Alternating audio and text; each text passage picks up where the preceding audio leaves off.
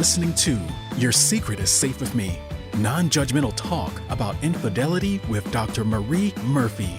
If you're looking for new perspectives on complicated relationship issues, you've come to the right place. Days go by, they're crawling by. Hi, everyone. I'm Dr. Marie Murphy. I'm a relationship coach, and I help people who are engaging in anything they think counts as infidelity to deal with their feelings, clarify what they want, and make decisions about what they're going to do.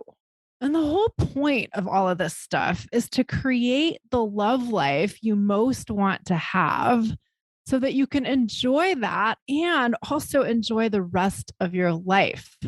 The point of my work is not that infidelity is bad and you need to stop it right now so you won't be bad anymore. That isn't it at all. The point of sorting out your infidelity situation is to declutter your mind and declutter your heart and your life as a whole so that you can make the most of this precious existence of yours. If you're in the midst of an infidelity situation, you know that it can take up a lot of bandwidth. And that isn't the end of the world. That isn't exactly a problem, but you probably don't want to live like that forever. You probably want to make some decisions and simplify your life so that you can just enjoy your love life instead of dealing with your infidelity drama all the time. So if you're ready to get to work, I'm here to help you. You can schedule an introductory coaching session with me through my website, mariemurphyphd.com. I offer confidential, compassionate coaching via Zoom, which means we can work together no matter where you're located, as long as you have a strong internet connection. Okay. In the last episode about lying and privacy and secrets, we talked about telling the truth or not telling the truth to other people. But today we're going to talk about something that I think is actually more important, and that is the extent to which you are telling yourself the truth or not. Sometimes we actively lie to ourselves. Sometimes we actively deny or suppress truths that are evident to us. And sometimes we don't give ourselves the opportunity to decide what our truths are. Doing all of these things has an impact on our relationships with ourselves and our ability to tell other people the truth.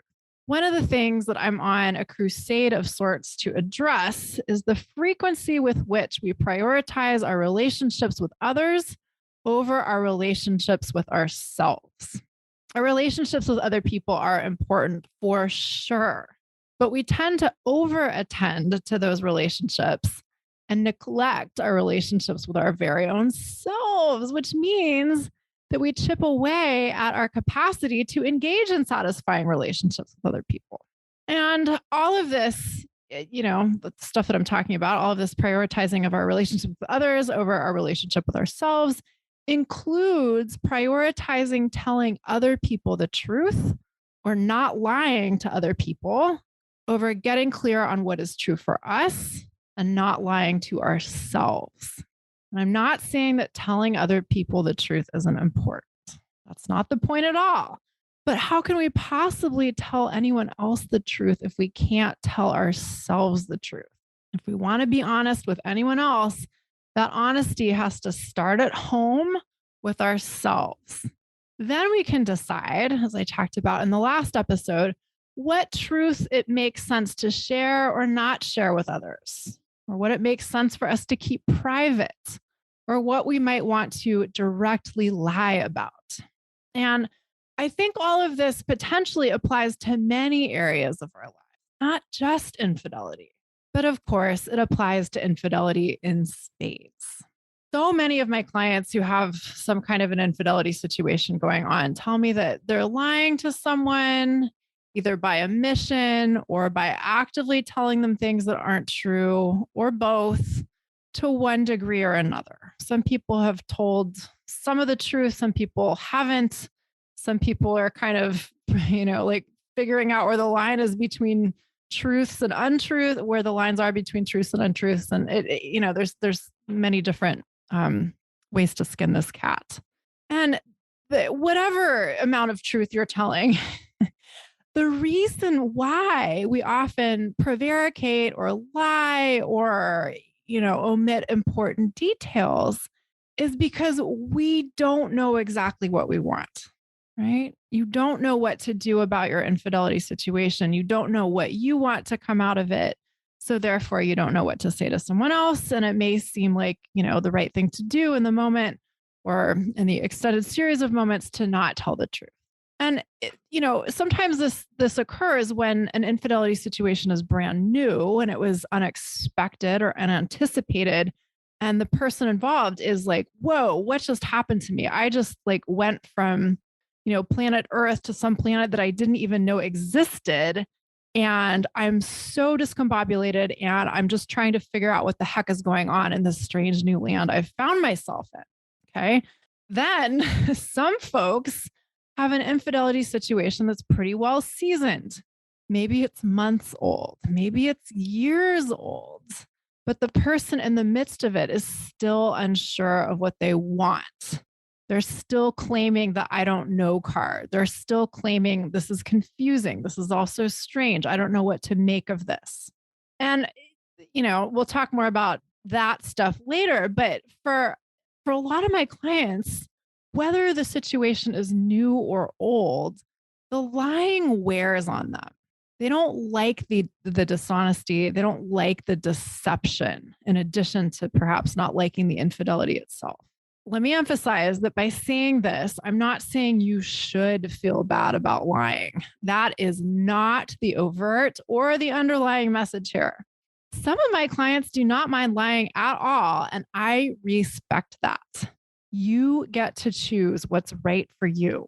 My recommendations are to choose consciously and accept responsibility for your choices. But as I said in the last episode, although we may love to look at lying and truth telling in super moralistic, super dualistic terms, that isn't necessarily as helpful for anyone else or ourselves as we sometimes want to think it is. Okay, so this is not about lying being good or bad or telling the truth being good or bad. We live in the grayscale. However, even if I'm not saying that lying is categorically bad, I do want to emphasize that a lot of people I work with really don't like doing it. And that's fair. It's a totally fair preference to not want to lie. It's totally fair to prefer telling the truth. And of course, I respect these preferences. And, although it's fair to point out that sometimes lying can really benefit us in some ways, telling the truth can have many benefits too, including perhaps in many cases, making life a whole lot simpler on the whole. The problem for many of my clients who prefer to tell the truth is that they get very concerned about whether or not they're telling other people the truth. And they don't focus as much as they may need to on telling themselves the truth and on being honest with themselves about what they want or what's true for them. And I completely understand why people do this. There's so much external pressure to tell others the truth. There's so little recognition that telling ourselves the truth is even a thing, much less an important thing. We have so many shared ideas about why it's good to tell other people the truth. And while some of those ideas may be pretty useful, we have to be able to determine and own our own truth before we can share them with others. And that essential step is not given as much emphasis as it deserves. So that's what we're talking about today. If you are lying to other people, if you are withholding truths that you think are important from other people and you don't like it, here are 3 questions I want you to ask yourself to help you get clear on what is true for you. Question number 1, what are you not telling yourself the full truth about? Or what are you actively avoiding acknowledging to yourself? As I said earlier, there's a spectrum of what not telling ourselves the truth may look like. Sometimes we actively lie to ourselves. Sometimes we actively suppress or avoid truths that are evident to us. And there are a million reasons why people do this. Sometimes the truth seems really inconvenient. because it may contradict what we've been saying or doing for a long time, or because we think that acting on our truth would lead to some pretty major life upheavals. To turn to an example I use very frequently, if you're married or in a committed relationship and you're seeing someone else or seeing other people, and you know you want to pursue those romantic and sexual options outside of your marriage, that may seem like an inconvenient truth to tell because doing so would, as far as you know, lead to disruption of your life. So we may try to talk ourselves out of wanting what we know we want. We may try to talk ourselves into being satisfied with our marriage or the relationship we're committed to, even though deep down we are as sure as we can be that we just don't want that anymore. Here's another common example. Sometimes we've been involved with someone for a long time, and maybe we're in a very committed relationship with them, and we realize that we're really much more attracted to people of another gender, of a gender that our partner is not. And, maybe we've known this forever and we've just kind of tried to sweep it under the rug, or maybe we're realizing it all of a sudden and it feels great because it's like finding a missing puzzle piece that's been eluding us forever. And now we can finally put all of the pieces of ourselves together and experience a deeper degree of satisfaction in life. And on the one hand, this may seem like a great recognition, but on the other hand, this may seem like a very inconvenient truth to tell too, because of the potential disruption involved. And some people try to talk themselves out of that one for a long time as well. And sometimes we don't tell ourselves the truth or fully acknowledge what's true for us because we want things to be different. Folks who are the quote unquote other person, meaning they're involved with someone who is ostensibly committed to someone else, sometimes get to the point where they've seen a lot of evidence that their person is never going to leave their spouse or the partner that they're committed to, but they still really want their person to leave their spouse or their partner. And so they find themselves in the position of being pretty sure they know how things are going. They find themselves being pretty certain that they've seen enough evidence to make a decision about what they're going to do in terms of their participation in the relationship, but not wanting things to be that way, right? They may really want to have an ongoing above board relationship with their person who's committed to someone else, and maybe be very sad to recognize that it's just not looking like it's going to happen. Sometimes folks respond to this by staying in a situation they aren't thrilled with because they aren't willing to acknowledge that they aren't going to get what they ultimately want out of the relationship. And they aren't willing to deal with the feelings that may come with acknowledging the relationship is over or is never going to be what they want it to be. Right? So here's what I want you to ask yourself. What do you know that you might not be fully acknowledging to yourself? What do you know is true for you that you might not want to be true for you? Admitting this stuff to yourself can be a little scary. Acknowledging and embracing truths that you don't really want to own can be completely terrifying. But what if that's okay? What if being scared isn't really all that bad? And even if it feels bad, what if you can handle it? And what if acknowledging your truths to yourself doesn't compel you to act on them ever or within a particular time frame? Let's say you acknowledge to yourself that you want to leave your marriage. That doesn't mean you have to do so tomorrow. Doesn't mean you ever have to do so. Once you acknowledge your truths, you get to decide what you want to do with them, right? Again, sometimes people are afraid that if they acknowledge the truths they've been trying to avoid, their lives will immediately implode, but that isn't how it works, right? However, if you don't acknowledge your truths to yourself, there will be consequences. They may not come immediately, but they will come. Okay. Finally, on this note, telling yourself the truth doesn't mean you have to run out and broadcast it to anyone now or ever. Deciding what you want to do with your truth is a separate, even if it's a related question. Just try and figure out what's true for you. Sit with that. Allow yourself to acknowledge things that you may not have been acknowledging. That's the first step. Now, the second major question I want you to ask yourself is, What are you telling yourself that you don't know? That's kind of a funny phrasing. What questions are you telling yourself you don't have answers for or don't know how to answer? What are you telling yourself you don't know about? I really want you to be on the lookout for the thought that you, quote unquote, don't know something or don't know some things. I want you to be very aware of telling yourself that you don't know the answer to certain questions or don't know what you want or don't know what's true for you. We tend to think that we're just making neutral observations of objective reality when we say, I don't know. But that isn't what's happening. Telling yourself that you don't know is a creative statement, meaning both that it is made up, it's not the absolute objective truth, and this statement makes things up. When I say I don't know is a made up statement, what I mean is this: I promise you know some things about whatever it is you think you don't know about. I promise you also know something about whatever question you're trying to answer or whatever truth that you think you haven't identified, can't access, right?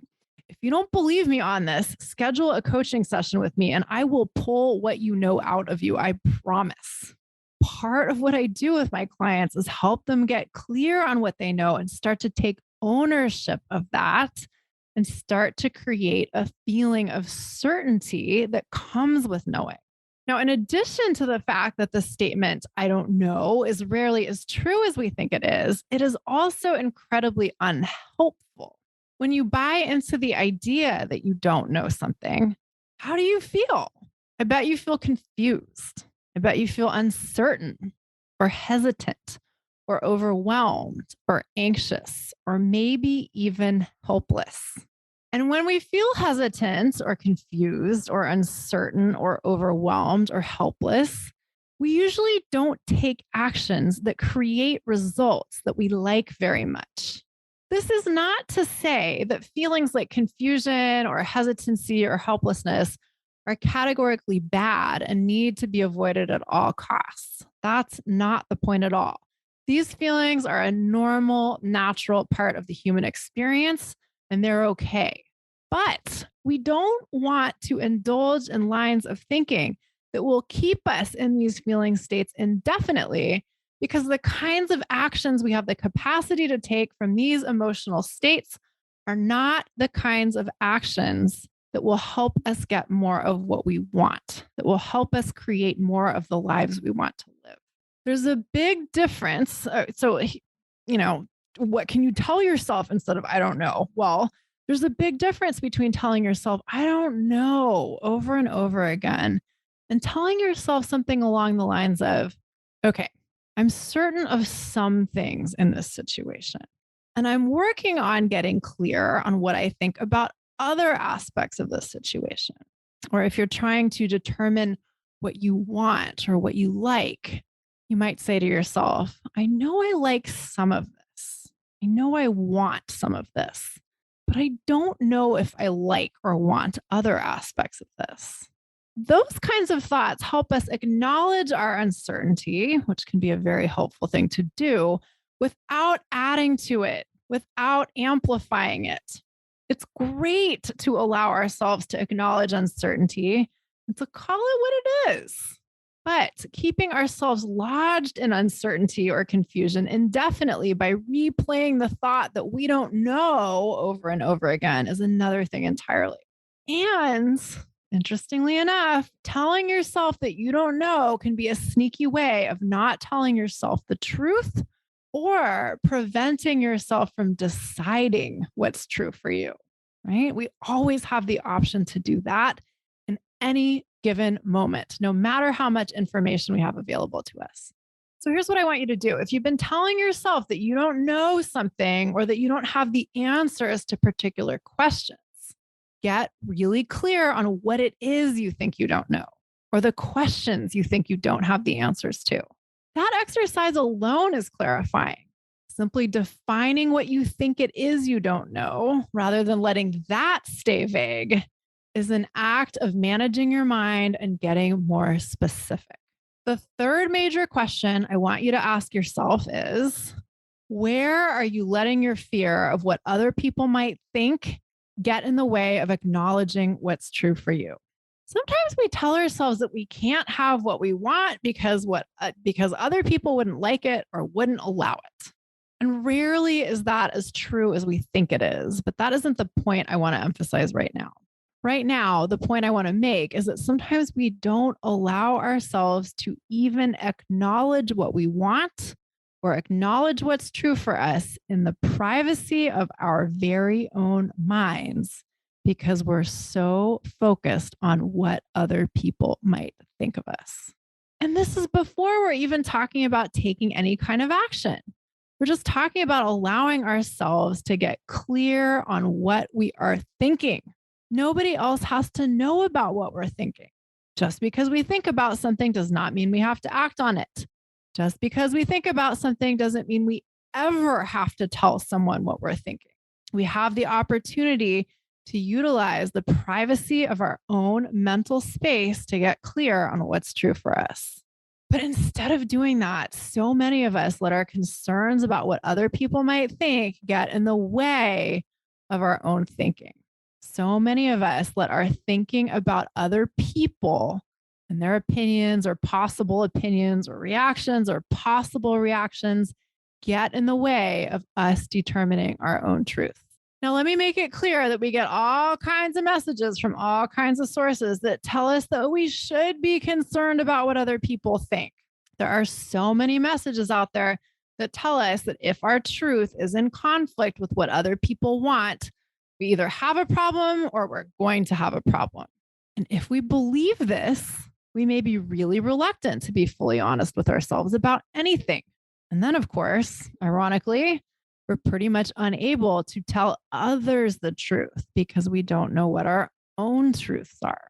So if you've been holding back on being honest with yourself, intentionally or unintentionally, out of a fear of what other people might think, I want you to remind yourself that your mind is your own private realm. You are the sovereign ruler of that space. Nobody can invade that territory without your permission. If you find yourself thinking about what other people might think of you, those are your thoughts to manage, and manage them you can. And I can teach you how to do it. I want you to remember that right now, all we're talking about is getting clear on what you think or what you want or what is true for you. You don't have to do anything with this information yet. You don't have to take any action at all, now or ever. We're just focusing on the step of allowing you to make your own voice the most important one in the realm of your own mind. And once again, once you're able to tell yourself the truth, you'll be in a much better position to tell other people the truth and to decide which truths you want to tell. My clients who are engaging in infidelity often tell me they need time to be able to tell themselves the truth. They want time to figure out what they want, time to learn how to be honest with themselves, time to find clarity. And I think that's fine to a point. Wanting time is fine to an extent. You may be grappling with matters that have bearing on all aspects of your life. And I think it's reasonable to take such things seriously and attend to them deliberately. And there may be some time required in attending to your matters deliberately. But here's the deal. Time alone, in and of itself, is rarely what we really need, if ever what we really need. Time alone is not going to bring you clarity. Time alone is not going to help you focus more on what's true for you than on what other people think of you or other people expect of you. Time alone is not going to relieve you of your concerns about what might happen if you tell yourself or others the truth. And time alone is not going to enable you to make decisions you feel great about. Time does give you the opportunity to practice managing your thinking and to practice cultivating your willingness to tell yourself the truth. Time gives you the opportunity to weigh your options and to clarify your reasons for making particular choices. But it's what you actively do with the time or in the time that matters. It's not the time itself. You could have 100 years and still not know what you want and still not know what's true for you if you aren't willing to manage your thinking. And on the other hand, you could become certain of what's true for you and what you want to do about your infidelity situation very quickly if you are willing to manage your mind and make decisions. That's not to say the point is ever to rush. Like Ram Dass says, you have to go as fast as you can, but you can only go as fast as you can. So if you think you need time to decide what's true for you or to get clear on what you want or to be fully honest with yourself, by all means, take the time you need. Don't rush, but take responsibility for how you use the time. All right, everyone. It's one thing to hear me talk about all this stuff on the podcast, and it's another thing to have me as your coach who helps you apply the concepts I talk about to your own life consistently. So if you're ready to deal with your infidelity situation and you want my help, let's work together. I offer compassionate, confidential coaching via Zoom, which means we can work together no matter where you're located, as long as you have a strong internet connection. To schedule an introductory coaching session with me, go to my website, mariemurphyphd.com. Thank you all so much for listening. If you enjoyed what you've heard today, I'd love it if you would rate and review the podcast on iTunes. Have an amazing week. Bye for now. Thanks for listening to Your Secret is Safe with Me with Dr. Marie Murphy. Make sure to click subscribe to get updates on our latest episodes.